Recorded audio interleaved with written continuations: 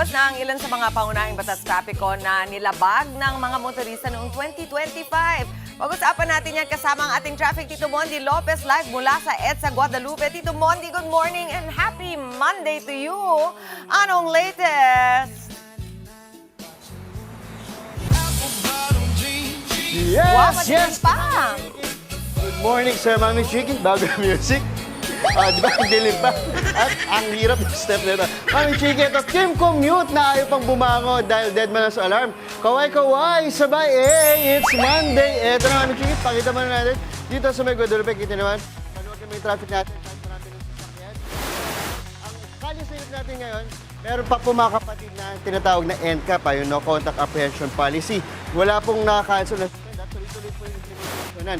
Gaya nga dito sa may Guadalupe footage, kita natin, pakita natin. Ayan sa harapan natin, ilang camera ang nagmo-monitor po sa ating mga kapatid. Kaya po sa mga kapatid natin na motorista, sumunod lang po tayo. Dahil nga ayon sa Metropolitan Manila Development Authority of MMDA, may 252,000 violations na naitala noong November 2025, pero 119,000 dito yung konfirmado nag-violate. At ilan nga sa violation nito? Pakita natin ulit. Halimbawa, number 1, yung illegal turning. Yung kita niyo yan, yung taxi na yun, sa may Carta Burger, sa may fast food. Sana hindi nyo kita yung logo. Ayan, yung sa may lumalabas, bawal yan. So, another violation yan. Second, yung tinatawag nating mga illegal parking. Dalawang klase pala illegal parking. Isang attended, yun yung nag-park ka pero bawal at binantayan mo. Pangalawa yung unattended, yung iniwan mo tapos nag-park ka sa bawal. Then of course yung pag-disregard natin sa mga traffic schemes. Then pang-apat, yung tinatawag na of course yung coding natin na nagbabiolate tayo na kahit coding bumabiyahe pa rin tayo o lumalabas. Lalo ngayon, ang coding scheme natin ngayon ay 1 and 2. Kaya bawal po yan mga kabatid. Kaya naman, kung iwas multa at iwas stress, sumunod lang po tayo sa traffic rules para ayahay ang biyahe. Yan muna ating morning biyahe. Live na live dito sa EDSA Guadalupe. Back to studio. Oy, maganda yan. Biglang tinigan natin yung listahan. Meron ba akong linabag dyan kahit isa? O yan, 2026 na magbago na tayo. Salamat sa paalala, Tito Mondi. Usapan traffic ulit tayo. Balikan natin sa EDSA Guadalupe si Traffic Tito Mondi Lopez para sa latest traffic update. Tito Mondi, good morning! Commute sa dyan. Ano hawak mo? Ano yun?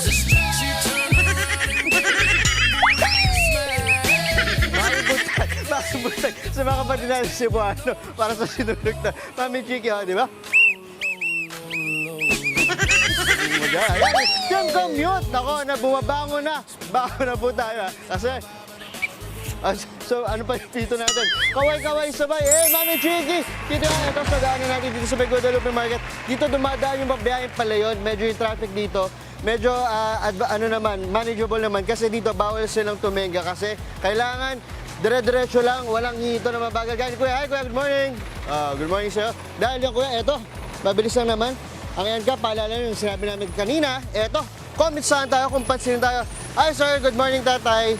Tatay, good morning. Ay, tay, ano paano po natin? Cesar. Tatay Cesar, taga saan po kayo? Taga East Rembo. Taga East Rembo. Tay, alam nyo po ba yung NCAP? NCAP? Apo, alam nyo po. Hindi, ngayon ko lang na ano. Doon po ako bababa tay, saan ba yun? NCAP. Tay, NCAP pa yung No Contact Apprehension Policy. Ay, tay, mukhang under tayo dapat. Under tayo dahan-dahan. Yun po yung tayo na walang manghuli pero mahuhuli kayo dahil may CCTV. Kaya dapat hindi kayo nagbabiolate ng traffic. Ganon. Gano'n. Tayo, abante tayo. Habang nag-usap tayo, live na live pa-under. Sige tayo, under tayo dahan-dahan. Habang nag-usap tayo. Ito yung Sige tayo, dire-diretso lang. Tayo, oras kayo bumabiyahe? Alas 5 Alas 5 po ng umaga. Nagbaboundary ba kayo tayo? Opo. Very good. Tay, ang tanong ka rin pala, tungkol sa NCAP natin tay, kung may nilalabag kayong traffic rules and regulations, ano yung pinakamahirap na talagang di nyo na susunod? Yung katulad ng mga yung beating the red light, ganon. Kaya mong talagang mahirap yun tayo, no? Oo, kasi hinahabol mo eh. Yung iba kasi nakipag-abulan sa traffic light eh. Oh. So, ibig sabihin, best na stop na, warning, dumediretso pa sila. Dahil yun tayo, palit na tayo. Ako na magdadagdag. Ito, nag-almusal ka na ba? Hindi pa nga eh. Tay, ito, bunot ka sa akin dahil sa tatay ay magaling sumagot. Bunot ka, tay. Ayun, so, di ba? Oh, pakita natin tayo. Oh, Mayora, Energen, hindi lang kape, baka naman. Tay, ha? Haluan nyo na ng tubig yan, tapos pwede nyo ng almusal yan, okay? Tapos, tay, gusto mo ng 1,000 pesos?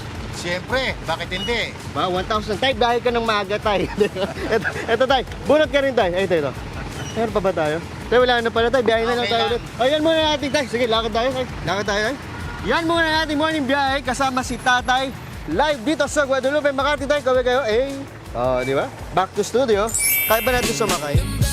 Maraming salamat sa iyo, Tito Modi, at sa ating driver sweet lover, si Tatay. Ang cute-cute naman sa umaga. Good morning sa inyo.